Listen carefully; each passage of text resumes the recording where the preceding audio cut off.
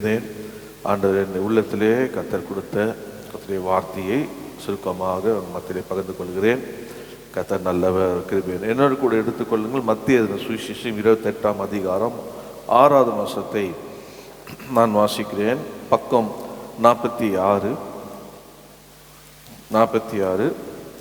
மத்திய எழுதின சுவிசேஷம் 28வது அதிகாரம் 6வது வசனத்தை வாசிக்கிறேன். அவர் இங்கே இல்லை, தாம் சொன்னபடியே உயிர்த்தெழுந்தார். கர்த்தரை வைத்த இடத்தை வந்து பாருங்கள். ஜெபிப்போம். அன்பு கிருபை நிறைந்த பரலோகத்தின் பிதாவே, உம்முடைய குமாரனாகிய இயேசு நாமத்தில் இந்த வசனத்தை உடைய கருத்தில் போடுகிறேன். கர்த்தர் தொட்டு பிட்டு ஆசீர்வதித்து எங்களோடு பேசும் இயேசுவின் நாமத்தில் பிதாவே, ஆமென். இந்த நாளிலே கூட செய்திக்கு தலைப்பாக நான் கொடுப்பேன். இங்கே சொல்லப்பட்டது, அவர் இங்கே இல்லை. அவர் யார் என்றால் கர்த்தர். கர்த்தரை வைத்த இடத்தை வந்து பாருங்கள். அப்போ இந்த நாளுடைய செய்தியின் தலைப்பாக கர்த்தர் உயிர்த்தெழுந்தார். அல்லேலூயா. அவர் சொன்ன அவர் உயிர்த்தெழுந்தார் என்று சொல்லப்பட்டிருக்கு. கர்த்தர் அவர் என்றால் யாரு? கர்த்தர். கர்த்தர் உயிர்த்தெழுந்தார். அந்த தலைப்பில் இந்த வசனத்தை வைத்து இதிலே 3 குறிப்பு அடங்கி இருக்குது. நாளே கூட பார்ப்போம்.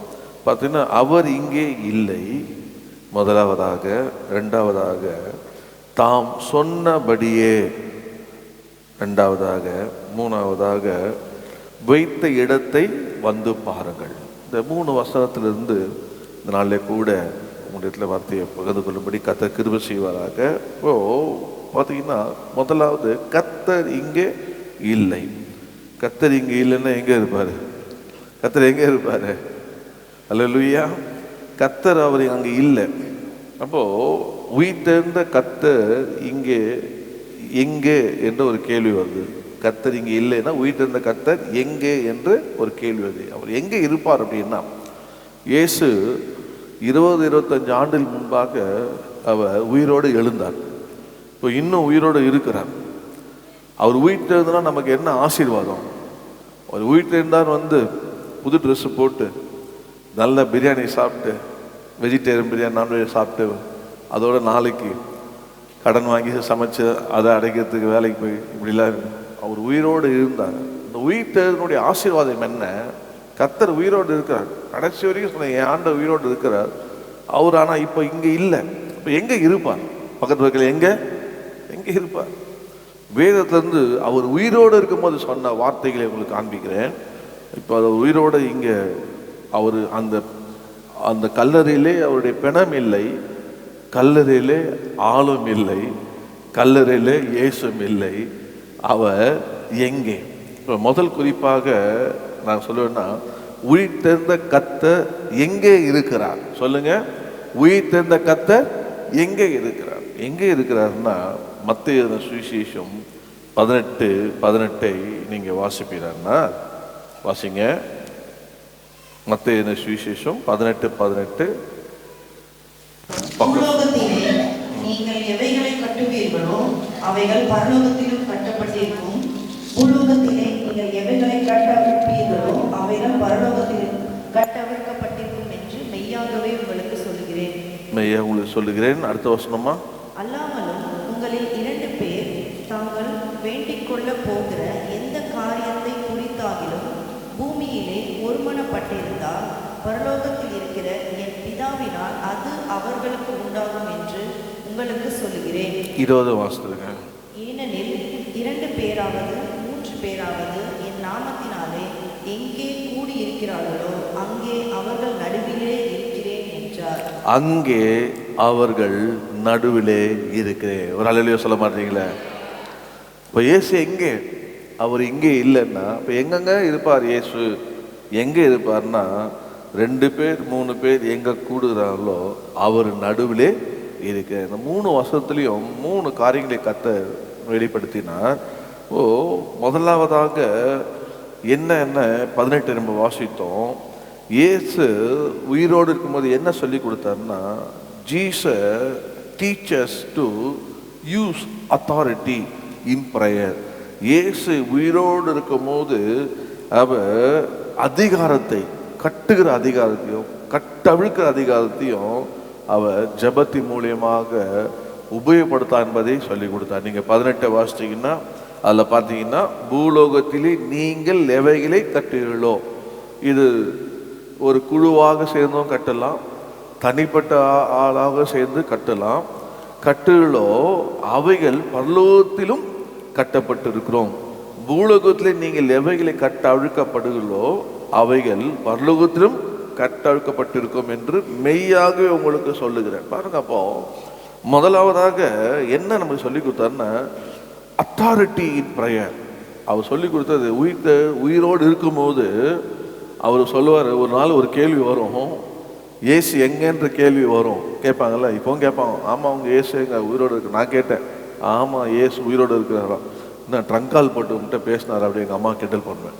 ஓ, ஏசு எங்கே அப்படி இப்போவும் சிலர் கேட்குறாங்க, ஏசு எங்கே இருப்பார் அப்படின்னா, 2 பேர் 3 பேர் கூடுற நடுவில் இருக்கிறார். அவர் உயிரோடு இருக்கும்போது சொல்லி கொடுத்த வார்த்தை என்னன்னா, ஒரு தனிப்பட்ட மனிதன் வாழ்க்கையில் என்ன போராட்டம் வந்தாலும் அந்த போராட்டம் அவன் என்ன செய்ய வேண்டும்னா, இங்கே கட்டுனா எங்கே கட்டுப்பட்டிருக்குமா சொல்ல மாட்டீங்களே. என்ன பாருங்க, இங்கே நம்ம இயேசுவை நாமத்தில் இவன் வாயை கட்டுற ஆண்டவர் அப்படின்னா, பரலோகத்தில் ஆண்டவர் என்ன பண்ணாராம், வாயை கட்டிடுவான்.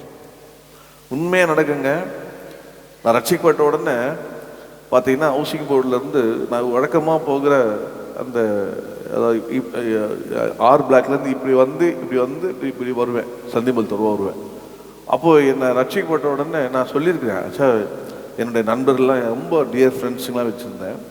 தவறான பாதைக்கு நான் போனேன்னா, தவறான வழியில் நான் போகிறேன், தவறாக எங்கேயோ மாட்டிக்கிட்டேன், தவறாக ஏதோ செய்கிறேன் அப்படின்னு நீங்கள் பார்த்தீங்கன்னா, என்னை என்ன சொல்ல சொல்லிக்கிறேன் பாருங்கள், தவறாக ஒரு பாதையில் போனால் என்னை பிடிச்சி நீங்கள் என்னை அடித்து என்னை உலுக்கி என்னை தெளிய பண்ணி, நீ போகிறது நீ செய்கிறது என்னடா அப்படின்னு அதிகாரமாக என்னை கேளுங்க அப்படின்னு அவனுக்கு ரைட்ஸ் கொடுத்துருந்தேன். அத்தாரிட்டி சொல்லுங்க, என்ன கொடுத்துருந்தேன்? அத்தாரிட்டி, அதிகாரம்.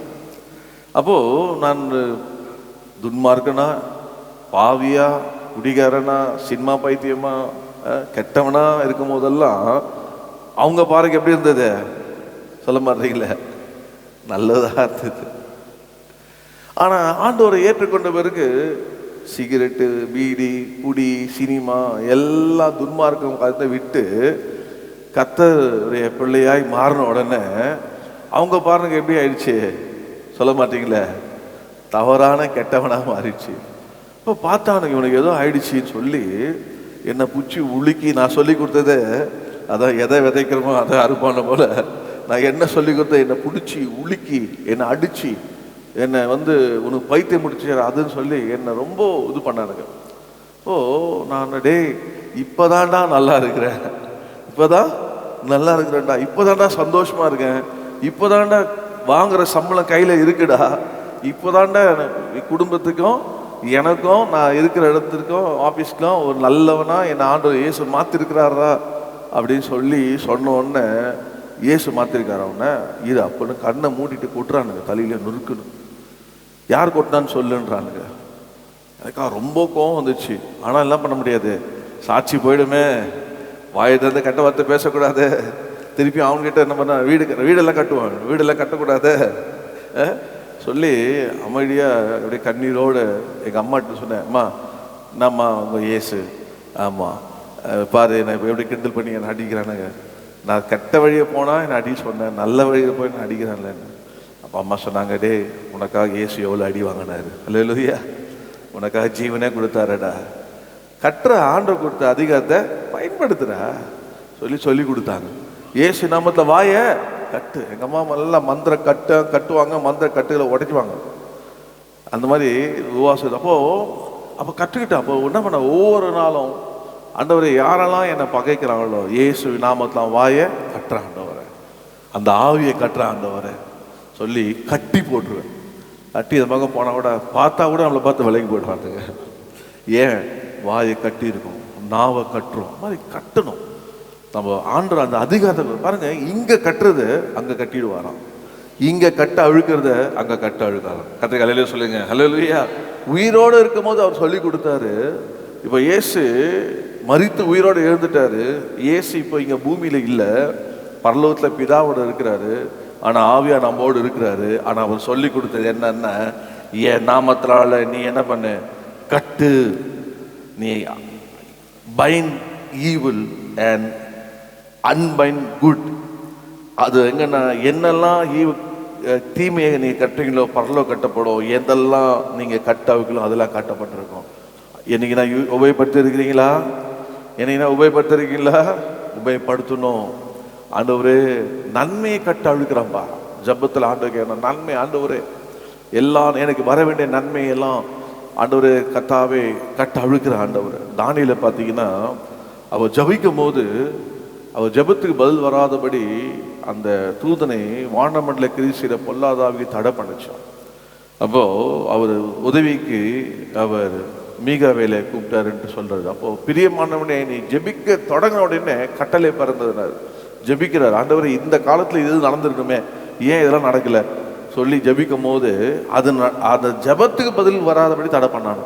ஆனால் அவன் ஜெபிக்கிற ஜபம் என்ன படிச்சான், தேவ தூதனே இன்னொரு தூதனை கூப்பிட்டு உதவி கேட்டு ஜெயத்தை பெற்று தானியேலுக்கு பதில் கொண்டு வந்தான். ஒவ்வொருவருக்கும் நம்முடைய வாழ்க்கையில நம்ம முன்னேறி போகிற இயேசு உயிரோடு இருக்கும் போது நமக்கு சொல்லி கொடுத்த பெரிய ஆசீர்வாதம், இங்க கட்டுறது அங்க கட்டப்பட்டிருக்கோம், இங்க என்ன கட்ட அவிழ்க்கணுமோ அங்க கட்ட அழுக்கப்பட்டிருக்கோம். அது பெரிய அதிகாரத்தை கத்த தந்திருக்கிறார். ஹல்லேலூயா. இந்த அதிகாரம் யாருக்கு சும்மா போறவரெல்லாம் கத்தர் கொடுக்க முடியாது.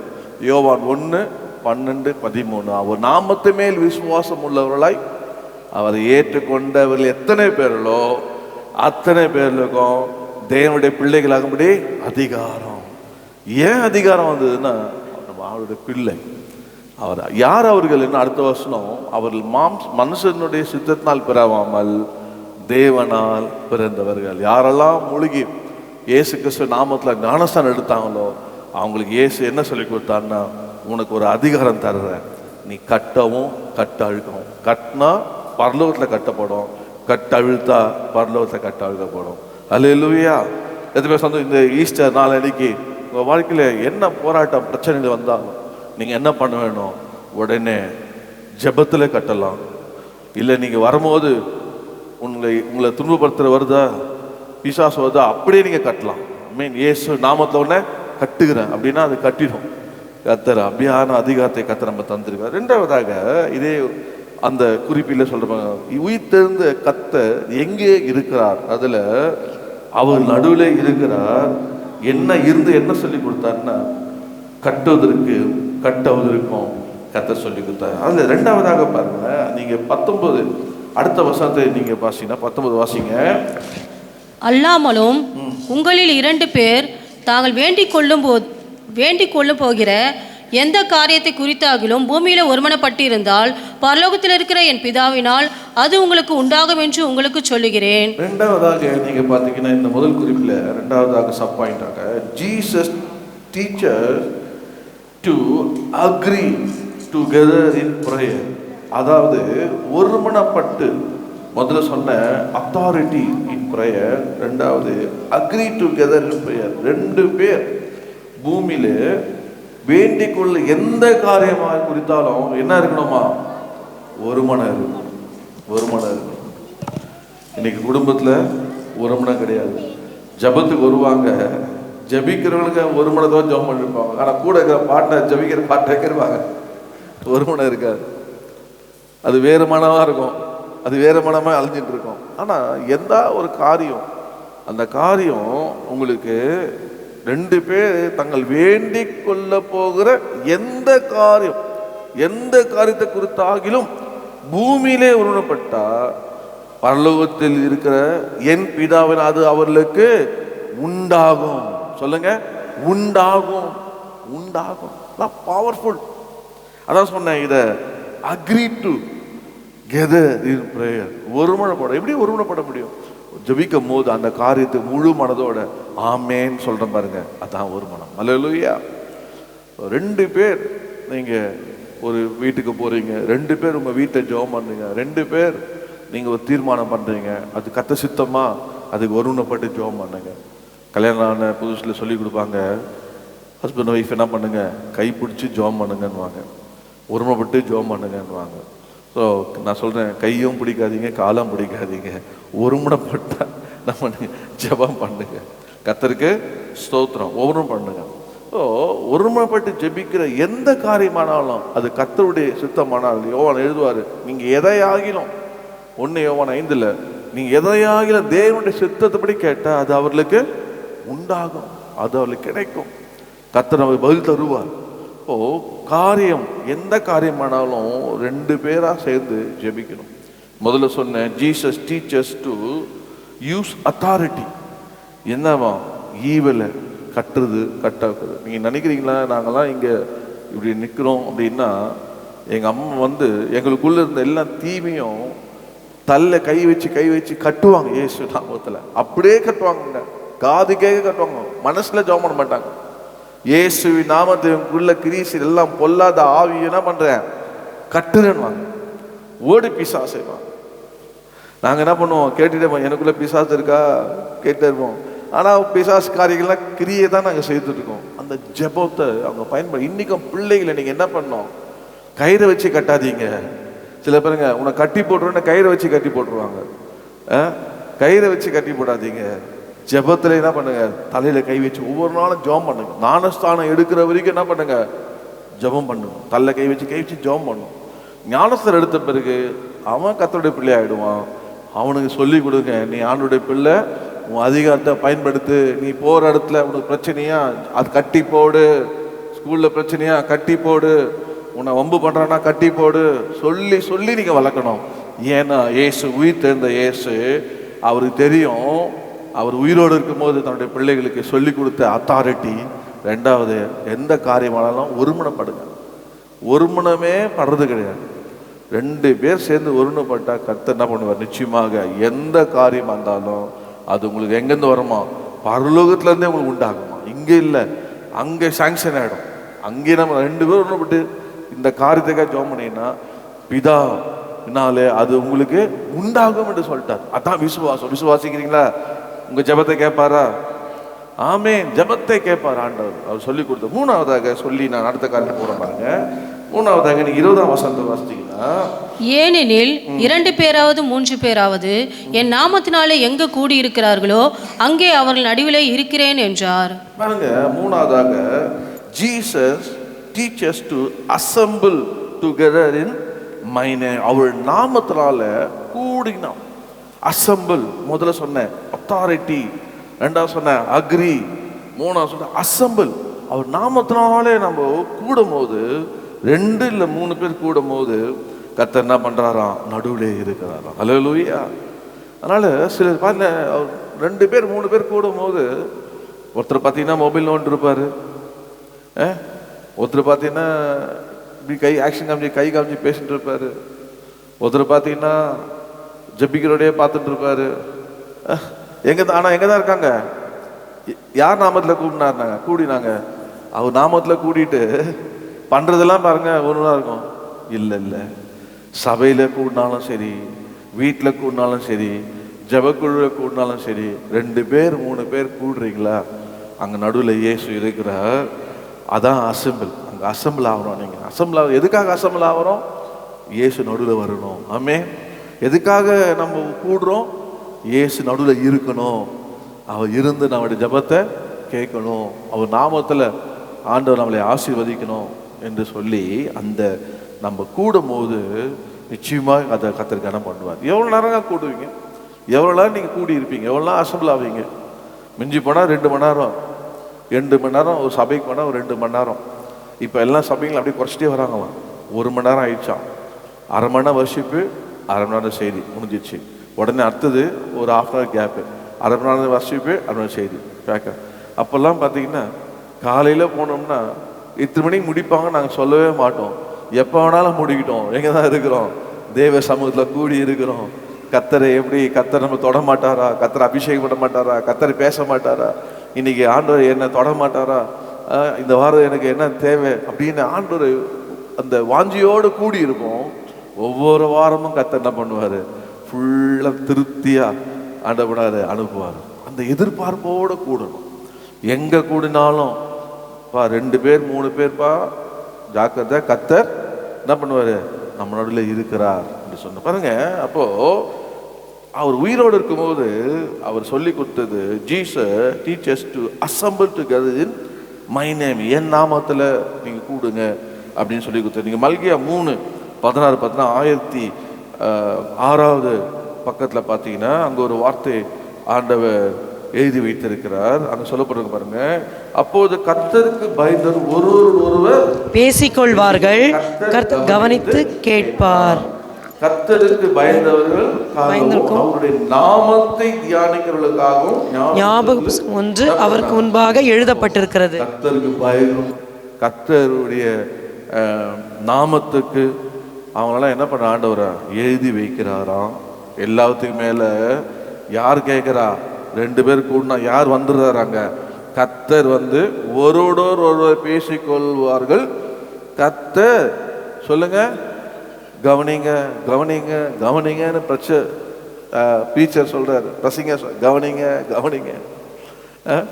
ஸ்கூல்ல டீச்சர் சொல்றாங்க கவனிங்க, ப்ரீச்சர் சொல்றாங்க கவனிங்க, டீச்சர் சொல்றாங்க கவனிங்க, வீட்டில் பேரண்ட்ஸ் சொல்றாங்க கவனிங்க. கவனிங்க சொல்ல வேணாம், கர்த்தர் கவனிக்கிறார். ஹல்லேலூயா. ஆண்டவரே, நான் பேசுறத நீங்க கவனிக்கிறீங்க ஆண்டவர். இப்போ என்ன ஆசீர்வாதம் அப்படின்னு நீங்க பார்த்தீங்கன்னா, அந்த வேதத்தில் நீங்கள் பார்த்தீங்கன்னா, நீங்கள் லூக்கா எழுதின சுவிசேஷத்தில் இங்கே இன்னொரு ஆசீர்வாதம் உங்களுக்கு காட்டுறேன் பாருங்க. 2வது பாயிண்ட்ல ஒரு ஆசீர்வாதத்தை விட்டேன். சங்கீதம் 133 நீங்கள் 1லேருந்து 3 வரைக்கும் நீங்கள் பார்த்தீங்கன்னா, அதில் சகோதரர்கள் ஒருமித்து இன்பமும் எத்தனை நன்மை மற்றும் ஊற்றப்பட்ட அவனுடைய தாடியிலே விடுகிறதும் இறங்குகிறதுமான நல்ல தைலத்துக்கும் சீயோன் பனிக்கும் ஒப்பாய் இருக்கிறது. கர்த்தர் என்றென்றைக்கும் ஆசீர்வாதத்தையும் ஜீவனையும் கட்டளையிடுகிறார். ஒருமித்து கூடும்போது, சகோதரர்கள் ஒருமித்து கூடும்போது அங்க என்ன கத்துறாருன்னா ஆசீர்வாதம் தருகிறார், ஜீவன் தருகிறார். இங்க இந்த 3வது பாயிண்ட்ல பாத்தீங்கன்னா லூக்கா 24 நீங்க 13 நீங்க வாசிங்க. எக்ஸாம்பிளா வேதத்துல ஒரு விதத்தை காட்டுறேன். 13 பக்கம் 122. அன்றைய தினமே அவர்களில் 2 பேர் எருசலேமுக்கு 7 அல்லது 8 மைல் தூரமான எம்மாவு என்னும் கிராமத்துக்கு போனார்கள். பாருங்க, அங்க சொல்றது அன்றைய தினமே 2 பேர் அங்க என்ன பண்ணாங்களாம், எருசலேமுக்கு போனார்கள். சொன்ன இந்த ஒரு மைல் கணக்கு அன்னைக்கு கூட தப்பா சொல்லிட்டேன். 1.6க்கு 1600 சொல்லிட்டேன். ஆனால் ஒரு மைலுக்கு ஒரு நம்ம வரல, அதெல்லாம் 1.5 கிலோமீட்டர். ஒரு மைலுக்கு 1.5 கிலோமீட்டர். இப்போ இங்கே சொல்கிறது 7 அல்லது 8 மைல் தூரம்னா 7 8 கிலோமீட்டரு மைலுக்கு 1.5 × 8 பார்த்துங்க. அவ்வளோ தூரத்தில் அவங்க 2 பேர் சேர்ந்து போகும்போது அங்க 14ஆம் வசனம் சொல்லுது, போகையில் இந்த வர்த்தகமான யாவை குறித்து அவர்கள் ஒருவரோடொருவர் பேசிக்கொண்டார்கள். இப்படி அவர்கள் பேசி சம்பாஷித்து கொண்டிருக்கையில் இயேசு தாமே சேர்ந்து அவளுடைய கூட நடந்து போனார். ஹல்லேலூயா சொல்ல மாட்டீங்களே? இது யாரு? உயிர் தெழுந்த இயேசு. உயிரோடு இருக்கும் போது சொன்னாரு, 2 பேர் என் நாமத்தால கூடினா நடுவில் இருக்கிறது சொன்னாரு. சொன்ன வார்த்தையை உயிரோடு எழுந்து கர்த்தர் நிறைவேற்றினார். ஹல்லேலூயா. அதை பேசின்னு போட்டோம். நம்ம தான் சொல்லிட்டோமே, நம்ம மதிப்போம், 3 நாள் உயிரோடு எழுந்துப்போம் சொல்லிட்டோமே. அவங்களுக்கு தெரியல, நான் என்ன பண்றது? எல்லாம் பட்டு கற்றுக்கிட்டோம். சொல்லுங்க பாருங்க, நீ பட்டாதான் உங்களுக்கு தெரியும். நான் பட்டது தெரிஞ்சுக்கிட்டேன், நான் பட்டமா நீயே படு. சில சொல்லி கொடுக்கவே மாட்டாங்க. நான் கஷ்டப்பட்டு பட்டு கற்றுக்கிட்டேன், நீ கஷ்டப்பட்டு கற்றுக்கோ அப்படின்வாங்க. என்னுடைய பாலிசி, நான் கஷ்டப்பட்டு கற்றுக்கிட்டேன், அடுத்தவங்களுக்கு என்ன பண்ணுவேன், ஈஸியாக சொல்லி கொடுத்துருவேன். நீ ஏன்பா கஷ்டப்படுற, அதுக்கே முட்டி மோதுற, இதான் வழி இதான் வழி, வேறு டைமை நீ வேறு எதுலையாவது செலவு பண்ணி புதுசாக கற்றுக்கோ. அப்படி தான் நான் நாலேஜ் ட்ரான்ஸ்ஃபர் பண்ணுவேன். அப்படி தான் நான் இருந்தேன். கர்த்தருக்கு ஸ்தோத்திரம். யாரையாவது எனக்கு ஹெல்ப் கேட்டால் கூட என்னால் முடியல, நான் வந்தாங்கன்னா ஏதாவது கற்றுக்கணும். அப்படி பாருங்க, ஆண்டவர் எவ்வளோ நல்ல இருக்காங்க. உயிர் தெரிந்த பின்பு அவங்க ஆண்டவர் அவளோட கூட நடந்து போனார். கர்த்தருக்கு ஸ்தோத்திரம். எவ்வளோ பெரிய ஆசீர்வாதம் பாருங்க. ஓ அவன் உயிர்த்தெழுந்த பிறகு என்ன நடந்து போய் என்ன பண்ணார்னா, அங்க ஒரு 3 குறிப்பை கர்த்தர் எனக்கு காண்பித்தார். என்ன பண்ணார்னா, உயிர்த்தெழுந்த கர்த்தர் அங்க பிரசங்கித்தார் அவர்களுக்கு. Jesus preached the word of God. நீங்க 25 27 பார்த்தீங்கன்னா கர்த்தர் அவர்களோட எல்லாத்தையும் விவரித்து அவர் ஒரு பிரசங்கம் பண்ணார். அல்லேலூயா. என்ன பிரசங்கம் பண்ணா? வார்த்தையை பிரசங்கம் பண்ணார். உயிரோடு இருந்த ஆண்டவர் என்ன செய்வார் அப்படின்னா, 2 பேர் கூடும் போது நடுவில் வந்து கர்த்தர் என்ன பண்ணுவார்னா, அவருடைய வார்த்தையை பிரசங்கித்து அவருடைய மனக்கண்கள்லாம் திறந்தார். அவங்களுடைய பயத்தை போக்கினார். அவங்க துக்கமாக இருந்த நிலையை போக்கினார். அவர் நம்பிக்கை இல்லாமல் போனவர்களுக்கு நம்பிக்கை உண்டாயிற்று. கர்த்தர் எல்லா வசனத்தை சொல்லும் போது அவங்க இறுதி என்னாச்சாம்? கொழுந்து விட்டு எரிந்துதான். பழைய ஏற்பாட்டில் வாசிக்கிறோம், நம்முடைய வசனத்தை தியானிக்கையில் இறுதியும் அனல் கொண்டதுன்றோம். வசனத்தை தியானிக்கும் போது. ஆனால் இப்போ ஆண்டவர் வசனத்தை பேசுறாரு, 2 பேர் நடுவில் இருந்து அந்த வசனம் என்ன பண்ணிச்சான்? அவங்க இருதயத்தை கொழுந்து விட்டு எரிய பண்ணிச்சான். ஹல்லேலூயா. வசனத்தை படிக்கும் போது இருதயத்தில் வசனம் அனல் மூட்டி எழுமோ. ஆனால் உயிர்த்தெழுந்த ஆண்டவர் இயேசு பேசும்போது இறுதியனா கொழுந்து விட்டு எரியுமா, கொழுந்து விட்டு எரியுமா. அதனால்தான் என்னை எரிய பண்ணும் ஆண்டவர் என்னோடு இருப்பதால், ஒரு பாட்டு ஒன்று இருக்கு, என்னை எரிய பண்ணும் ஆண்டவர் என்னோடு இருப்பதால் நான் எழும்புவேன் அவர் பலத்தால். கர்த்தருக்கு ஸ்தோத்திரம். இப்ப பாடினமே எல்லாம் யோசிக்கிறீங்க, எங்கடா இந்த பாட்டு இருக்குன்னு. இப்போ தானங்க பாடினோம். அதுதான் பாடும் போது எனக்கு உள்ளேருந்து ஆவியானது அது பாட்டை நினைப்பு விட்டுறாரு. இப்போ நம்ம அதில் பாடினது பாட்டு அதில் இருக்க இல்லை, கடைசியாக நம்ம பாடினோம் பாருங்க, என்னை எழும்ப பண்ணும் ஆண்டவர் என்னோடு இருப்பதா நான் எழும்புவேன் அவர் பலத்தால். அப்போ ஆண்டவர் நம்மளை எழுப்புவார். கர்த்தருக்கு ஸ்தோத்திரம். அப்போ 2வதாக பார்த்தீங்கன்னா நீங்கள் 24:30 பார்த்தீங்கன்னா அங்கே ஆண்டவர் என்ன சொன்னாருன்னா, உயிர்த்தெழுந்த இயேசு சொல்லுகிற வார்த்தையை பாருங்க. அவர்களோட அவர் பந்தி இருக்கையில் அவர் அப்பத்தை எடுத்து ஆசீர்வதித்து அதை பிட்டு அவர்களுக்கு கொடுத்தார். உயிர்த்தெழுந்த இயேசு அந்த 2 பேர் போகும்போது அவர்களை சந்தித்த ஆண்டவர் பிரசங்கம் மாத்திரம் பண்ணி வார்த்தையை சொல்லி இருதயத்தை கொழுந்துட்டு எரிய பண்ணல. அவர் என்ன பண்ணார்னா, Jesus proclaim word of blessing. இயேசு ஆசீர்வாதத்தை அறிவித்தார். ஹல்லேலூயா. ஆசீர்வாதத்தை பிரகடனம் பண்ணார். அவங்க முன்னாடி 2 பேர் முன்னாடி ஆசீர்வாதத்தை பிரகடனம் பண்றார். ஆசீர்வாதத்தை பேசினார், ஆசீர்வாதத்தை கூறினார். Jesus proclaim the blessings. அதுனா word of blessing. Jesus proclaim the word of blessing. வாயிலிருந்து வர வார்த்தையை பாருங்க, அதை ஆண்டவர் எடுத்து விட்டு ஆசீர்வதித்தார். ஆண்டவரே இதை ஆசீர்வதிக்கிறேன்னு ஆசீர்வதித்தார். அவர் வார்த்தை ஆசீர்வாதம் வார்த்தையை கேட்டாங்க. எப்படி வந்தாங்க? இவர் நம்மளை காப்பாற்றுவார், இவர் நம்மளை ரட்சிப்பார். கட்சியில் பார்த்தா முடி எப்படி ஆயிடுச்சு? சோகமாக முடிஞ்சிச்சு. முடி எப்படி ஆச்சு? அழிவாக முடிஞ்சிச்சு. முடிய என்மையாச்சு, அவ்வளோதான் வச்சாச்சு அப்படின்னு இருந்த இனி ஆசீர்வாதத்தை எங்கேருந்து கேட்க முடியும்? மனுஷன் உயிரோட தானே ஆசீர்வாதம் கேட்க முடியும். அப்படின்னு வந்து அவங்க காதில் என்ன கேட்க வைத்தாரு? சொல்ல மாட்டீங்களே, ஆசீர்வாதமான வார்த்தையை கேட்க வைத்தார். ஹல்லேலூயா. அதை ஆண்டு பிட்டு ஆசீர்வதித்தார். இப்போ நம்முடைய ஆண்டவர் யாரு? எப்பவுமே நம்மளை ஆசீர்வதிக்கிற கர்த்தர். உயிரோடு ஏன் எழுந்தார் ஏசு அப்படின்னா, ஆண்டவர் நம்மளை ஆசீர்வதிக்க முடியுதான் உயிரோடு எழுந்தார். ஆசீர்வாதம் வார்த்தை காதில் கேட்போம். பாட்டு மாத்திரம் போடுவோம், தேவகுமாரா தேவகுமாரா. கொஞ்சம் நினைச்சா என்னதான் ஆசீர்வாதம்? கொஞ்சம் இல்லைங்க, நிறையவே நினைப்பார். இந்த மாதம் வாக்குதாத்தா என்ன? உண்மையில் நான் நினைவாக இருக்கிறேன். அந்த நினைவு செழிப்புக்கான நினைவு. ஹல்லேலூயா. இயேசு உயிரோடு எழுந்தார். உயிரோடு எதுக்கு எழுந்தார்னா, என்னை ஆசீர்வாதமான வார்த்தையை கேட்கும்படி அவர் ஆசீர்வதிப்பார். ஹல்லேலூயா. 3வதாக நீங்க பார்த்தீங்கன்னா, இதுல 36 பார்த்தீங்கன்னா, அங்க நீங்க வீட்டை வாசினா எல்லா சீஷனும் கூடி இருந்தாங்க. எல்லா சீஷனும் பயந்து போய் கூடி இருந்த வீட்டுக்குள்ள பிரவேசித்து இவைகளை குறித்து அவர்கள் பேசி கொண்டு இருக்கையில் இயேசு தாமே அவர் நடுவில் நின்று, உங்களுக்கு சமாதானம். 3வதாக Jesus pronounced word of peace. அவர் நின்று சொல்றாரு, உங்களுக்கு சமாதானம். இப்போ இவங்கெல்லாம் என்னதான் இல்லை, சமாதானமே இல்லை. ஏன்னா இயேசுவை பிடிச்சி கொண்டுட்டாங்க. இப்போ வெளியே போகிறதுக்கு சமாதானம் இல்லை. சொல்ல பாருங்க, இந்த போகிறதுக்கு சமாதானமே இல்லைன்றாங்க பாருங்க.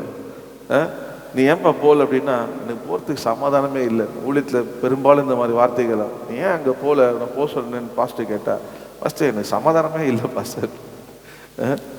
பாருங்க, அப்போது நம்ம ஒரு ஏதாச்சும்னா எனக்கு சமாதானமே இல்லை அப்படின்றோம். ஆனால் இயேசு சொல்கிற சமாதானம் இல்லாத சூழ்நிலை, பயந்த சூழ்நிலை, இயேசு உள்ள அவங்க அறைக்குள்ளே பிரவேசித்து அந்த 2 எம்மாவு சீஷர் போய் தங்கள் நடந்தது அவங்க சொல்கிறாங்க. இப்போ போகும்போது எப்படி போயிருப்பாங்க? கதவை திறந்து உள்ளே போயிருப்பாங்க. ஆனால் மூடப்பட்ட கதவுல இயேசு உள்ளே பிரவேசித்து என்ன சொல்கிறாரு? உங்களுக்கு சமாதானம். ஹல்லேலூயா.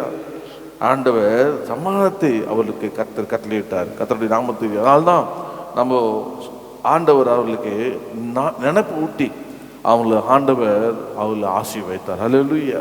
இயேசு முதல் குறிப்பு, இயேசு எங்கே? ஆனால் கர்த்தர் இங்கே இல்லை. அப்போ உயிர்த்தெழுந்த கர்த்தர் எங்கே அப்படின்னா 2 பேர் கூடுறதுல அங்கே இருக்கிறார். ஆமென். அங்கே இருந்து என்ன அவர் என்ன சொல்லி கொடுத்தார்? உயிரோடு இருக்கும் போது அது அதிகாரத்தை சொல்லி கொடுத்தார். அத்தாரிட்டி, ஜெபத்திலே அதிகாரத்தை சொல்லி கொடுத்தார் ஆண்டவர். அது மாத்திரமல்ல, 2 பேர் சேர்ந்து எந்த காரியம்னாலும் அக்ரி, கெட் டுகெதர், 2 பேர் சேர்ந்து அதுக்கு என்ன சொல்ல ஒருமனப்பட்ட கர்த்தர் என்ன பண்ணுவார்? அங்கே ஆசீர்வாதியும் சங்கீதம் 130 ஜீவனை கட்டளையிடுவார். 3ஆவதாக 2 பேர் எங்கே அசம்பிள் ஆகிறீங்களோ அங்கே அவர் நாமத்தில் அவர் என்ன பண்ணுவார்? கர்த்தர் இருப்பார். அவர் கவனித்து கேட்பார். அதோடைய எக்ஸாம்பிள் ஒரு சீஷர் அவளோடு இருந்தார். தான் சொன்ன வார்த்தைப்படி உயிரோடு இருந்தார். 2ஆவதாக அவளுக்கு பிரசங்கித்தார் வார்த்தையை சொல்லி. அதுக்குள்ளே பார்த்தீங்கன்னா அவர் என்ன பண்ணாராம்? ஆசீர்வாத வார்த்தையை பேசினார். அதுக்கப்புறம் பார்த்தோம்னா சமாதானத்தை கூறினார். கர்த்தருக்கு ஸ்தோத்திரம். ஹல்லேலூயா. அப்போ நம்ம ஒரு சின்ன கோரஸ் பண்ணலாமா? அதிகாரம் தந்த கர்த்தர் நாமத்தில் உன்னை மேற்கொள்வேன். யார சொல்லுங்க? பக்கத்துக்காரனை மேற்கொள்ளணும். பிசாசை மேற்கொள்ளணும். அவனை மேற்கொண்டாலே ஆட்டோமேட்டிக்கா இருக்கிற பிரச்சனை உண்டாக்குற ஆள்லாம் என்ன ஆயிடும்? விலகிடும். அதான் படம். அதிகாரம் தந்த கர்த்தர் நாமத்தினால் அகிலத்தில் உன்னை மேற்கொள்ளுவேன். உன் ஆயுதங்கள் நோடிட சாத்தானே கட்டளையிடுவேன். அதிகாரம் தந்த கர்த்தர் நாமத்தினால் அகிலத்தில் உன்னை மேற்கொள்ளுவேன். உந்தன் ஆயுதத்தோடு எழுந்தோடிட சாத்தானை கட்டளையிடுவேன். அதிகாரம் நமக்கு தந்திருக்கா கர்த்தர்? சொல்லுங்க. உயிர் தந்த ஆண்டவர் என்ன தந்திருக்காரு? அதிகாரம் தந்திருக்காரு.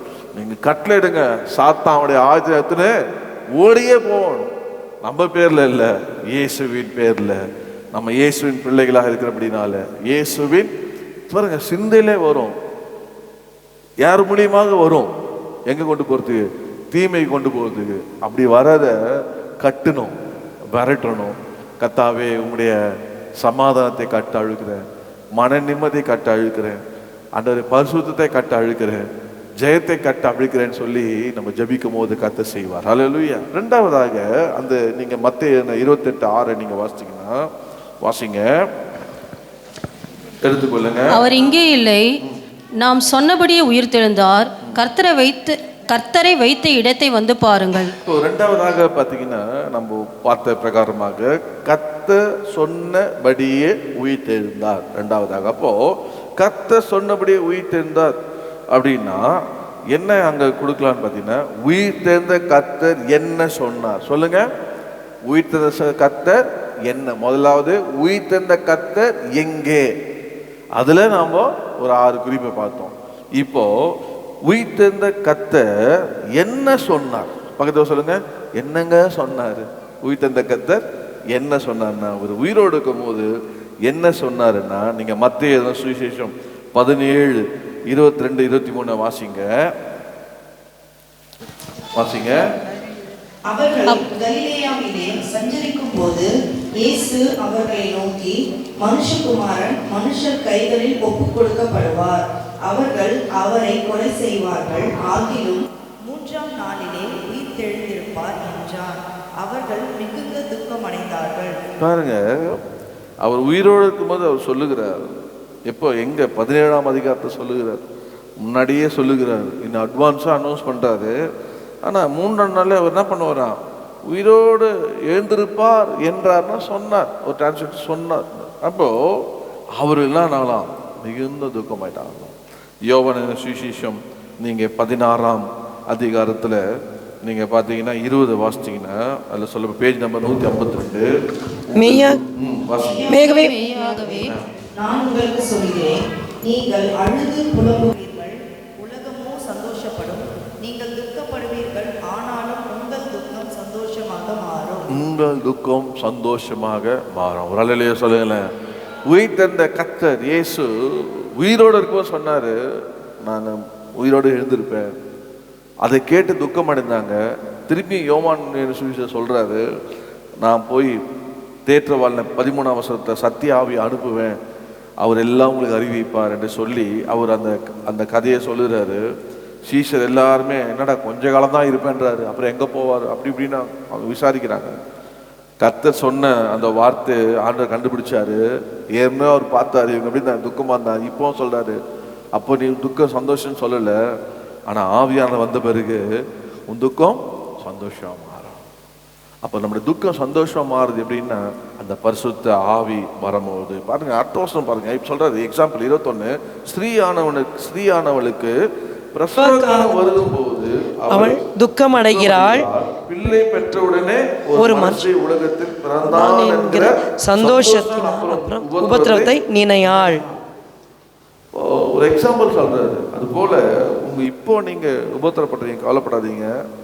இந்த உலகத்துல இன்னும் பரிசுத்த ஆவியானவர் வரல, அவர் வந்த பிறகு உங்க துக்கம் சந்தோஷமே மாறும். நீங்க 1 தெசலோனிக்கேல வசனம் அருமையான ஒரு வசனத்தை காமிச்சார். 1 தெசலோனிக்கேயர் 1:6 நீங்க பாத்தீங்கன்னா பக்கம் 279, நீங்கள் மிகுந்த உபத்திரவத்திலே பரிசுத்த ஆவியின் சந்தோஷத்தோடு திருவசனத்தை ஏற்றுக்கொண்டு எங்களையும் கர்த்தரையும் பின்பற்றுகிறவர்களாகி.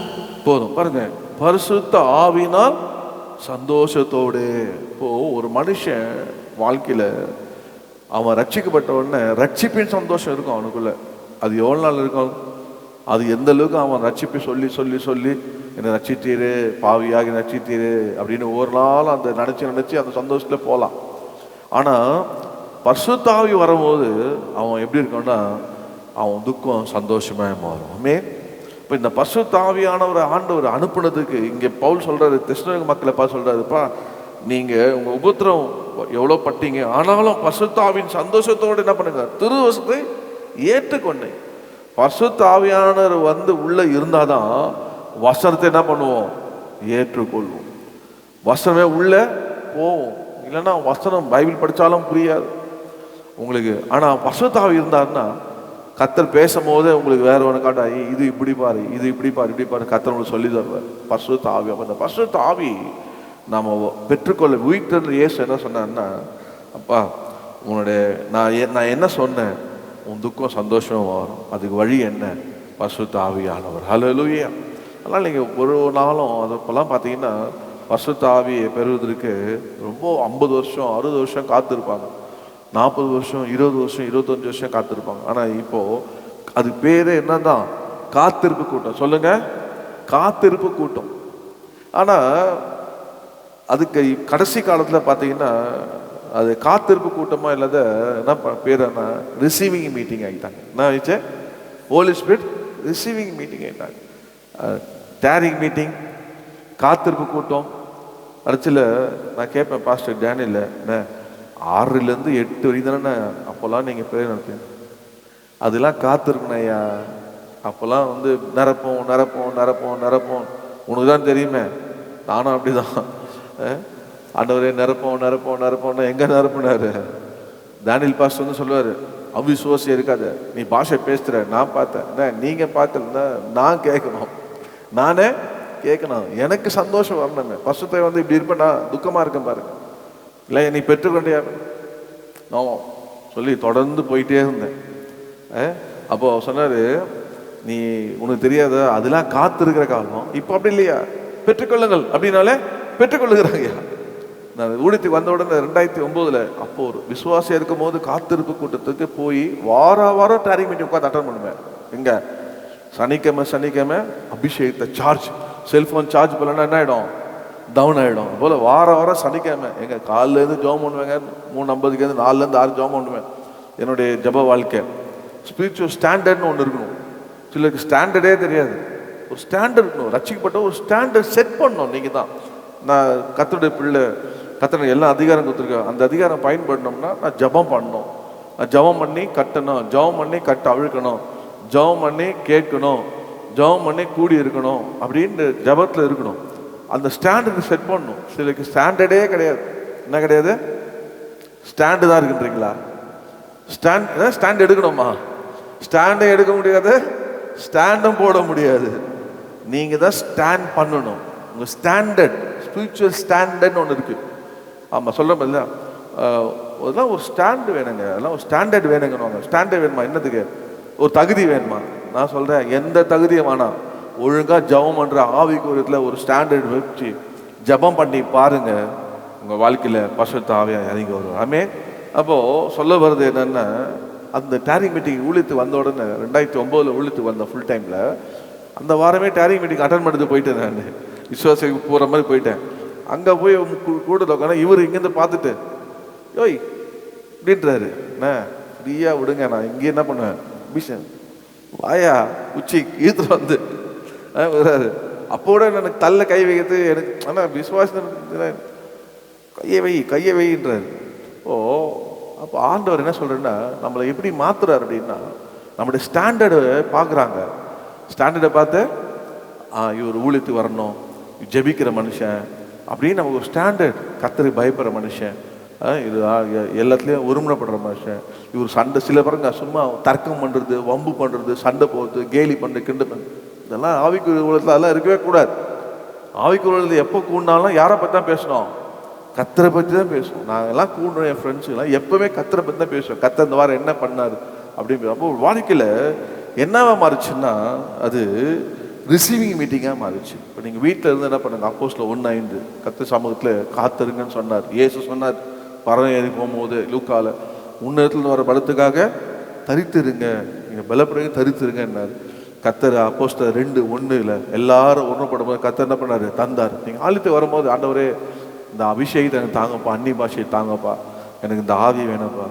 ஆவியான வந்த உடனே உடம்பெல்லாம் என்ன ஆகும், கர்த்தர் அபிஷேகம் பண்ணுவார். எபேசியர் 4:30 மீட்கப்படும் நாளுக்கென்று முத்திரையாக பெற்ற தேவனுடைய ஆவி முத்திரையை போட்டுருவார்.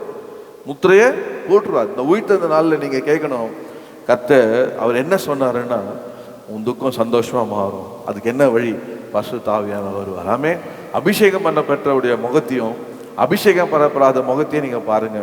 பழைய ஏற்பாடுல ஒருத்தர் தான் ஆண்டவர் அபிஷேகம் தருவார்.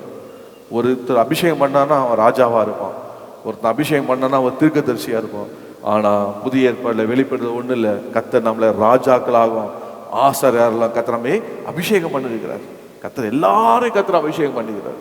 ஏனென்றால் எந்த பாஷை தார்மார ஆக்கி போட்டாரோ, ஆதியாகமம் 11ஆம் அதிகாரத்தில் புதிய ஏற்பாடு அப்போஸ்தலர் 2 எல்லா பாஷையும் ஒரே பாஷையை ஆக்கினார். ஹல்லேலூயா. எல்லாரும் அந்த பாஷையை கேட்க முடியும், ஒரே பாஷையை ஆக்கினார். பரலோக பாஷையை திருப்பி தந்தார். அந்நிய பாஷையை பேசுகிறவன் தேவனோட ரகசியம் பேசுகிறான், பிசாசுக்கு புரியாது. அந்நிய பாஷையை பேசுகிற தனது பக்தி வித்து. அப்போ துக்கம் சந்தோஷமா வரணும்னா பரிசுத்த ஆவியா நமக்கு கண்டிப்பாக நமக்கு வேணும். கர்த்தர் ஆசைப்பாராக. இப்போ மூணாவதாக சொல்லி மேகமாக முடிக்கிறேன். பாருங்க, கர்த்தர் வைத்த இடத்தை வந்து பார். மத்திய 28:6 வாசிங்க. அவர் இங்கே இல்லை, தாம் சொன்னபடியே உயிர் தெழுந்தார். கர்த்தரை வைத்த இடத்தை வந்து பாருங்கள். கர்த்தர் வைத்த இடத்தை வந்து பாருங்கள் என்று சொல்ல. அப்போ மூணாவதாக உயிர்த்தெழுந்த கர்த்தர் எங்கே போனார் சொல்லுங்க. உயிர்த்த கர்த்தர் எங்கே போனார்? முதல்ல என்ன சொன்னேன்? உயிர்த்தெழுந்த கர்த்தர் இங்கே இல்லை. சொல்லுங்க, உயிர்த்தெழுந்த கர்த்தர் இங்கே இல்லை. ரெண்டாவது சொன்னேன், உயிர்த்தெழுந்த கர்த்தர் என்ன சொன்னார். மூணாவது சொல்றேன், உயிர்த்தெழுந்த கர்த்தர் எங்கே போனார். எங்கெங்க போனார்? பக்கத்தில் போய் கேளுங்க, எங்கெங்க போனார்?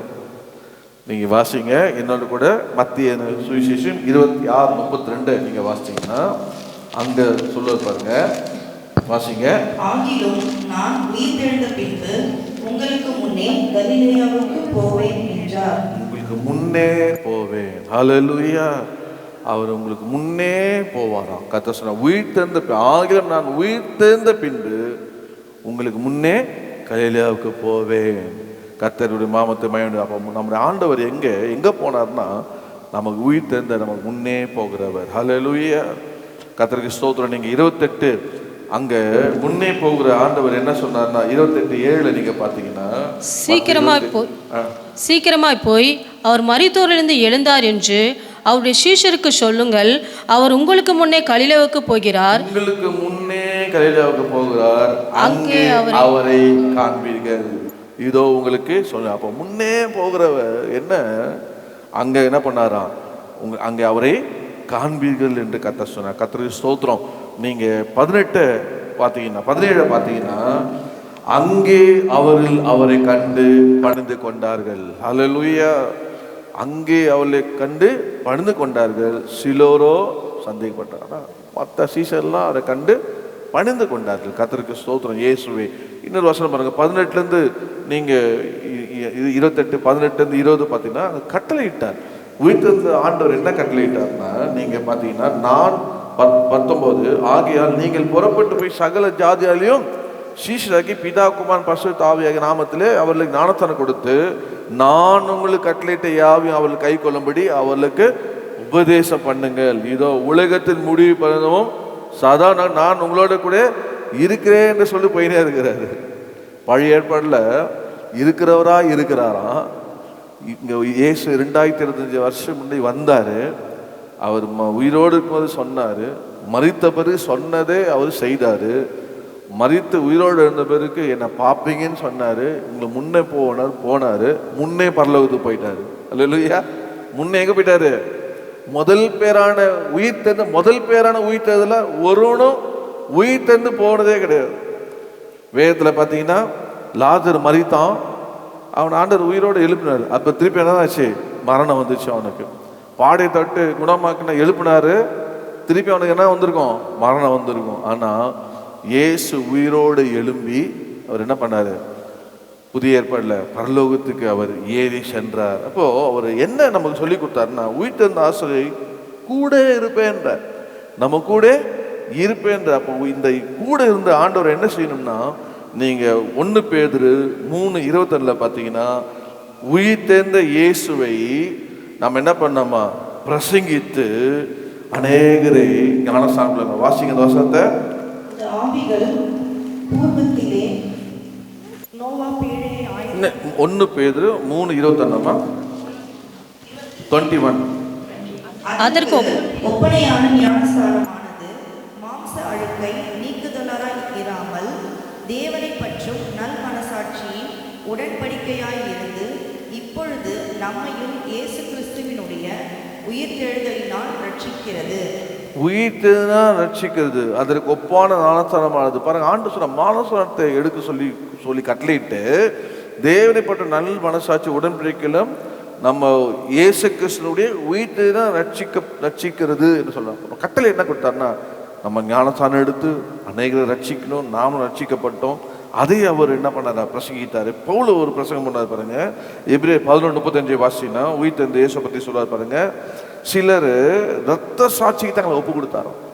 சில ஸ்திரீகள் எபிரேயர் 11:35 பார்த்தீங்கன்னா, ஸ்திரீகள் சாக கொடுத்த தங்களுடையவர்களை உயிரோடு எழுந்திருக்க பெற்றார்கள். வேறு சிலர் மேன்மையான உயிர்த்தெழுதலை அடையும்படிக்கு விடுதலை பெற சம்மதியாமல் வாதிக்கப்பட்டார்கள். அப்படியே தன்னை அர்ப்பணிக்கிறாங்க. மரணமானாலும் பரவாயில்ல, ஆனால் என்னதான் அவன் எனக்கு ஒரு உயிர்த்தெழுந்து இருக்கு என்ன சொல்லி தங்களை ஒப்பு கொடுத்தாங்க. உபத்திரத்தை ஒப்பு கொடுத்தாங்க, பாடல் ஒப்பு கொடுத்தாங்க. நீங்கள் 6:2 பார்த்தீங்கன்னா அப்போஸ்தலனாகிய பவுல் சொல்லுவார், நம்ம போட்ட அஸ்திபாரம். வாசிங்க எபிரேயர் 6:2. ஸ்தானங்களுக்கு அடுத்த உபதேசம், கைகளை வைக்குதல், மரித்தோரின் உயிர்த்தெழுதல், நித்திய நியாய தீர்ப்பு என்பவைகளாகிய அஸ்திபாரத்தை மறுபடியும் போடாமல் பூரணாகும்படி கடந்து போவோமாக. இங்கே கவனிங்க, இந்த உயிர்த்தெழுந்த இயேசுவை பவுல் சொல்றாரு, நீ ரட்சிக்கப்படும் போது இந்த உயிர்த்தெழுந்த விசுவாசித்த பாவத்துக்கு நியாய தீர்ப்பு இருக்கு, எல்லாம் செய்த நல்ல ஊழியம் பண்ண, ஆனால் திருப்பியும் போட்ட அஸ்திபாரத்தை திருப்பியும் போடாத. அப்படின்னா என்ன? நீ திருப்பி பின்மாற்றி போயிட்டு திருப்பி நான் உன்னை கட்டாத. நீ என்ன பண்ணணும்னா பூர்ணமாக வேண்டும் என்று சொன்னார். பூர்ணமாக கடந்து போக வேண்டும். உயிர்த்தெழுந்த ஆண்டவர் ஒரு முறை நம்ம ஏற்றுக்கொண்டோம்னா நமக்கு ஆண்டவர் நியாய தீர்ப்பு எல்லாவற்றையும் மன்னித்து கர்த்தருடைய பிள்ளைகளாக நாம் மற்றவன் தள்ள கை வைத்து ஜெபிக்கிற அளவுக்கு நம்ம வளர்ந்து போக நம்முடைய வாழ்க்கையை பூர்ணமாக வேண்டும் கர்த்தர் விரும்புகிறார். பிலிப்பு 3:10 பாருங்க, பவுல் சொல்கிற ஒரு வார்த்தை, எப்படியாகிலும் நான் தகுதியாக வேண்டும், எப்படியாகிலும் தகுதியாக இருக்கும்படி 3:10 சொல்லுவாரு. அவர் உயிர்த்தெழுதல எழுந்துக்க தகுதியாகணும்னு சொல்லி எவ்வளவு பெரிய மனுஷன் தன்னை எப்படியாக சொல்றாரு. இப்படி நான் அவரையும் அவருடைய உயிர்த்தெழுதலின் வல்லமையையும் அவருடைய பாடுகளின் ஐக்கியத்தையும் அறிகிறதற்கும் அவருடைய மரணத்திற்கொப்பான மரணத்திற்குள்ளாகி எப்படியாயினும் நான் மரித்தோரிலிருந்து உயிரோடு எழுந்திருப்பதற்கு தகுதியாகும்படிக்கும் அவருக்காக எல்லாவற்றையும் நஷ்டமென்று விட்டேன், குப்பையுமாக எண்ணுகிறேன். எப்படியாவது நான் உயிரோடு எழுந்துக்கணும். அவர் உயிரோடு எழுந்தார். அவர் வரும்போது மரித்தவர்கள் 1 Thessalonians 5:19-18 சொல்லுவாங்க, நான் மரித்தவர்கள் முதலாக எழுந்திருப்பாங்க, பின்பு உயிரோடு இருக்கு நான் தகுதியாகிறதுக்கு எல்லாத்தையும் விடுறேன் அப்படி சொல்லி அவர் சொல்றாரு. உயிர்த்தது இல்லைன்னா என்ன இருக்குன்னா 1:15-32 அங்கே புசிப்போம் குடிப்போம் பின்பு சாவோம். உயிர்த்தது இல்லைன்னு சாப்பிடுவையா, நல்லா என்ஜாய் பண்ணுவேன். வாசிக்கிற வசனம் 1:15-32 நான் எபேசுவிலே துஷ்ட மிருகங்களுடனே போராடினேன் என்று மனுஷர் வழக்கமாய் சொல்லுகிறேன். அப்படி போராடினதினாலே எனக்கு பிரயோஜனம் என்ன? மரித்தோர் உயிர்த்தெழாவிட்டால் புசிப்போம் குடிப்போம் நாளைக்கு சாவோம் என்று சொல்லலாமே. இயேசுவே உயிரோடு எழுந்துக்கல, அப்போ எதுக்காக நான் துஷ்ட மனசோட போராடணும்? அவர் உயிரோடு எழுந்ததுனால நான் என்ன பண்ணல, போராடுறேன், துஷ்ட மனிதனோட நான் போராடுறேன். உயிர் தெரியலன்னு என்ன பண்ண, நானும் பெருசாக சாப்பிட்டு குடிச்சிட்டு நாளைக்கு என்ன பண்ணலாம், செத்து போகலாமே அப்படின்னு அந்த நம்பிக்கையற்ற வார்த்தை சொல்லு. அவர் உயிரோடு இருக்கிறார். அப்போ உயிர் தெரிந்த இயேசு என்ன பண்ணார்னா, கர்த்தர் எங்கே போனார்னா பரலோகம் போனார். போகும்போது உயிர் தெரிந்த அதிகாரத்தை கொடுத்தார். என்ன அதிகாரம் கொடுத்தாருன்னா, நாம் இயேசுவை பிரசங்கிக்கணும். அப்போஸ்தலர் 4:2 பேதுரு பிரசங்கித்தான். உயிர் தெரிந்த இயேசுவை பிரசங்கி. நம்முடைய வாழ்க்கையில உயிர் தெரிந்த இயேசுவை பிரசங்கிக்க வேணும். உயிரோடு இருக்க தாங்க பிரசங்கிக்க முடியும். அல்லேலூயா. மரித்தவன் என்ன பண்ண முடியாது, பேச முடியாது. உயிரோடு இருக்கவன் தான் பிரசங்கிக்க முடியும். அப்போ தன் வாழ்க்கையில இயேசு உயிர் தெரிந்த அனுபவிக்கிறவன் அங்க பிரசங்கம் பண்ணுவான். வாசி 4:2 வாசிங்க. அவர்கள் ஜனங்களுக்கு உபதேசிக்கிறதினாலும் இயேசுவை முன்னிட்டு மரித்தோரிலிருந்து உயிர்த்தெழுதலை பிரசங்கிக்கிறதினாலும் சினம் கொண்டு போதும். உயிர்த்தெழுதலை பிரசங்கித்தாங்க. இன்னும் 33 பார்த்தீங்கன்னா உயிர்த்தெழுதலை சாட்சியாக அறிவிப்பாங்க. வாசிங்க 4:33. கர்த்தராகிய இயேசுவின் உயிர்த்தெழுதலை குறித்து அப்போஸ்தலர்கள் மிகுந்த பலமாய் சாட்சி கொடுத்தார்கள். அவர்கள் எல்லார் மேலும் பூரண கிருபை உண்டாயிருந்தது. எல்லார் மேலும் பூர்ண கிருபை. இயேசு உயிரோடு எழுந்தார்கள், சாட்சி. உயிரோடு இருக்கிறது நான் அடிக்கடி பிரசங்கம் பண்ணும் போது ரோட்லையும் சரி எங்கே பண்ணணும், இயேசு உயிரோடு இருக்கார். எப்படிங்க சொல்கிறேன், நான் சாட்சி. அல்லேலூயா. இப்படிதான் நம்ம சொல்லணும். அவர் உயிரோடு இருக்கிறார், உயிர் தெரிந்தார், நான் சாட்சிங்கன்னு சொல்லணும். இயேசு சொல்ல யோவான் 11:25 நானே ஜீவனும் உயிர்த்தெழுதமா இருக்கிறேன் என்று கர்த்தர் சொல்றார். அது மற்ற இன்னொரு ஆசீர்வாதத்தை சொல்லிட்டு முடிக்கிறேன் பாருங்க. ரோமர் 6:1 பார்த்தீங்கன்னா அவர் உயிர்த்தெழுத சாயலை நாம் என்ன பண்றோமா, அணிந்து கொண்டிருக்கோம். வாசிங்களா, ரோமர் 6:1 வாசிங்க. ஆகையால் என்ன சொல்லுவோம், கிருபை பெருகும்படிக்கு பாவத்திலே நிலை நிற்கலாம் என்று சொல்லுவோமா? ரோமர் 6:1 ஓகே, 1:5 வாசிங்க. ஆதலால் அவருடைய மரணத்தின் சாயலில் நாம் இணைக்கப்பட்டவர்களானால் அவர் உயிர்த்தெழுதலின் சாயலும் இணைக்கப்பட்டிருப்போம். நம்ம ஒவ்வொரு நாள் அந்த உயிர்த்தெழுந்த சாயல்ல நம்ம எப்போ நாணத்தை எடுத்தோம்னா அப்போ நம்முடைய சாயல் மாறிடுது. தொடர்ந்து நாம் அந்த உயிர்த்தெழுதல சாயல மாறிக்கொண்டே இருப்போம். பரலோகம் போனோம்னா நம்ம அவரை போலேயே இருப்போம். ஹல்லேலூயா. எத்தனை பேர் சந்தோஷமா இருக்கு இந்த ஈஸ்டர் நாளில் இயேசு உயிர் தெரிந்தார். உங்களை கேட்கலாம், என்னங்க இயேசு உயிர் தெரிந்தார், கேக் இல்லையா அப்படின்னு கேட்பாங்க, பிரியாணி இல்லையான்னு கேட்பாங்க. உயிர் தெரிந்தாருப்பா, இயேசு உயிர் தெரிந்தார். இன்னைக்கும் ஆள் இல்லாத ஒரே கல்றை யார் கல்றதான் சொல், ஆண்டவராக இயேசு கிருஷ்ணன். எங்கள் அப்பா போய் பார்த்துன்னு சொன்னார், கல்றை பார்த்து நான் பியூட்டிஃபுல்றாங்க. இப்போ ஆள் இல்லாத கல்ற என்னன்னா ஒரே கல்ற இயேசு கிறிஸ்து கல்ற. அப்போ கேட்க கூட பிரியாணி கூட இல்லை. நீங்கள் சொல்லணும், இப்போ கர்த்தர் இங்கே இல்லை, கர்த்தர் உயிர் தெரிந்தார். உனக்கு தெரியாதா, கர்த்தர் உயிர் தெரிந்தார். உயிர் தெரிந்தாரா, உங்களை கிண்டல் பண்ணுவாங்க. அப்போ உயிர் தெரிந்த கர்த்தர் எங்கே அப்படிங்க, அவர் இங்கே இல்லை, கல்றில் இல்லை, எங்கே இருக்கிறாரு? 2 பேர் இப்போ நம்ம பேசுன பத்தியா, இங்கே இருக்கிறார். அல்லேலூயா. இருக்கிறாரு. எனக்கு அவர் உயிரோடு இருக்கும்போது எனக்கு சொல்லி கொடுத்தாரு வாழ்க்கையில் எப்படி நான் வாழ வேண்டும்னா கட்டவிழ்த்து வாழணும்னு சொல்லி கொடுத்தாரு. ஆமே. 2 பேர் சேர்ந்து ஒரு காரியத்துக்கு ஒருவனப்பட்டா பரலோகத்தில் உண்டாகணும்னு சொல்லி கொடுத்தார். 2 பேர் நாமத்தால் கூடும் போது அங்கே கர்த்தர் ஜீவனையும் ஆசீர்வாதத்தையும் கட்டளையிடுவேன்னு சொல்லியிருக்கிறார். அப்படி சொல்லலாம். அப்போ 2வதாக சொல்லணும், நீ சொல்லணும் கர்த்தர் உயிர் தெரிந்த கர்த்தர் அவர் என்ன எல்லாம் சொல்ல மாட்டீங்க. 2வதாக அந்த பாயிண்ட்ல அவர் சொன்னபடி என்னங்க சொன்னார் அப்படின்னா, ஆண்டவர் என்ன சொன்னாரு சொல்ல மாட்டீங்களே. உயிர் தெரிந்த கர்த்தர் உங்க துக்கம் சந்தோஷமா மாறணும் சொன்னார். ஆமே. என் துக்கம் சந்தோஷமா மாறி இருக்குதுப்பா. எப்படி மாறிச்சு? ரட்சிக்கப்படும் போது மாறிச்சு.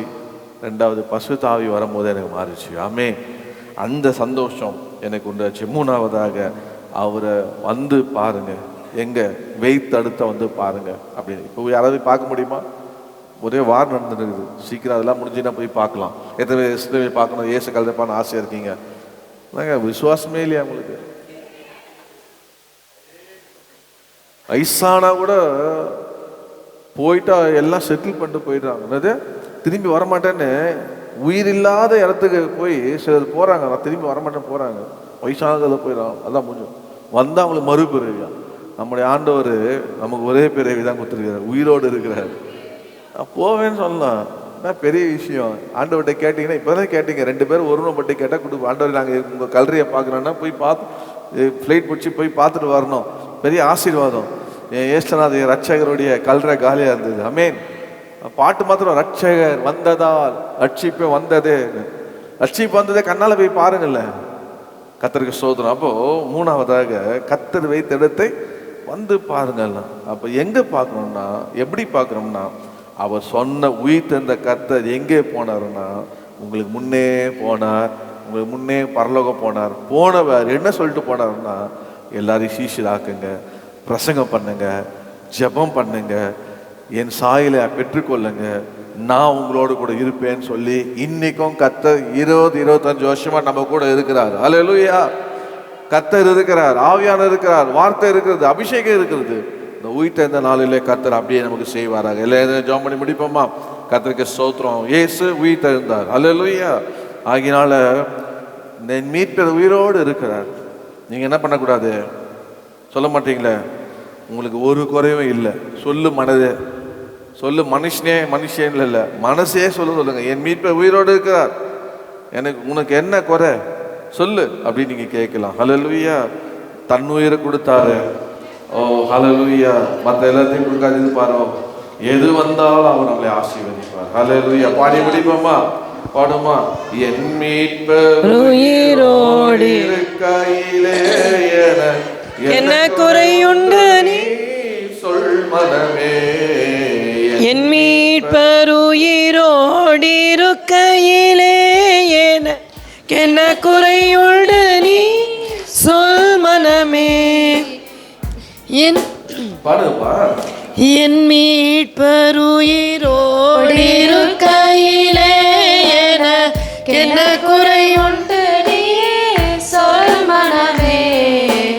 என் மீட்பர் உயிரோடு இருக்கையிலே என்ன குறையுண்டு நீ சொல் மனமே. என் உயிர் மீட்கவே தன் உயிர் கொடுத்தார், என்னோடு இருக்கவே எழுந்திருந்தார். என் உயிர் மீட்கவே தன்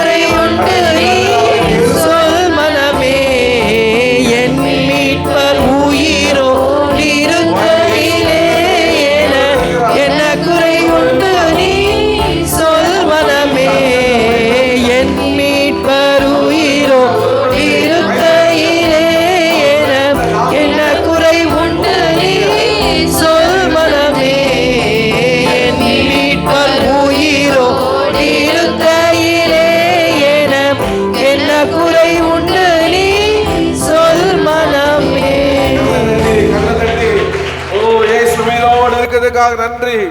நல்ல கரலை தட்டி இயேசு உயிரோடு இருக்கிறார். கர்த்தர் உயிர்த்தெழுந்தார். கர்த்தர் உயிர்த்தெழுந்தார். அவர் இங்கே இல்ல, அவர் சொன்னபடியே உயிர்த்தெழுந்தார்.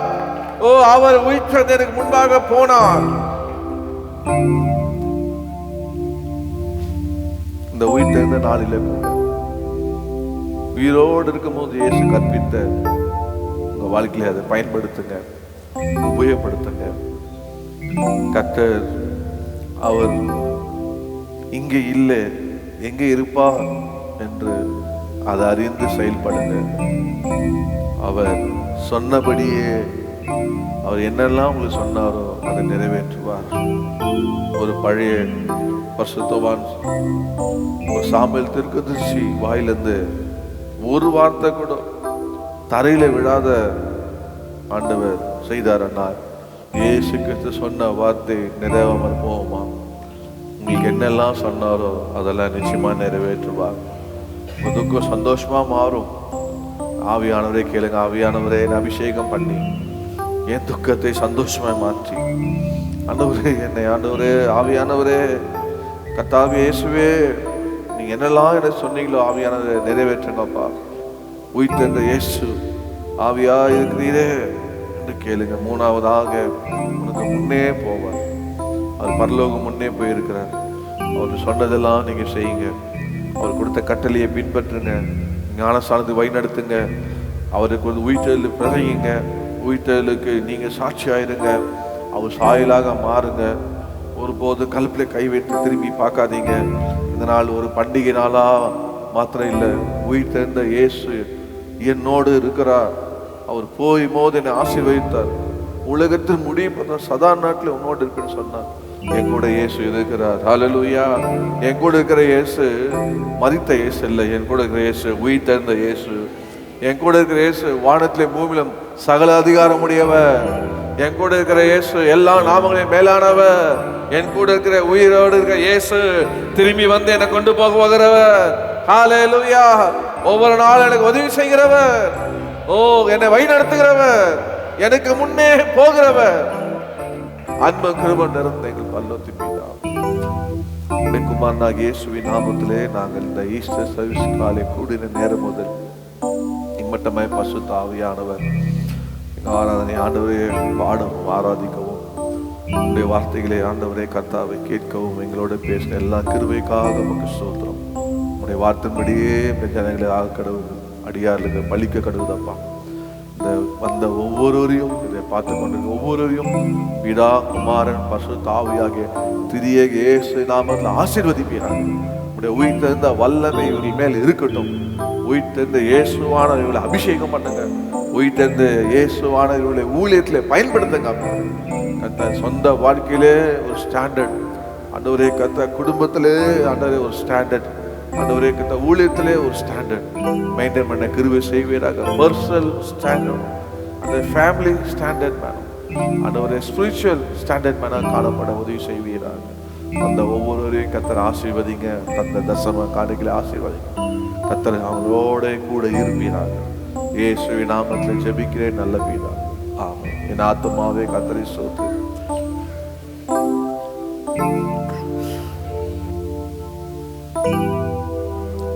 ஆமென். நம்முடைய கர்த்தராகிய இயேசு கிறிஸ்துவின் கிருபை, பிதாவாகிய தேவனுடைய அன்பும் பரிசுத்த ஆவியானவருடைய அன்யோன்ய ஐக்கியமும் அவருடைய சகல பரிசுத்தரோடும் கர்த்தருடைய வருகை மாத்திரம் நம்மோடு இந்த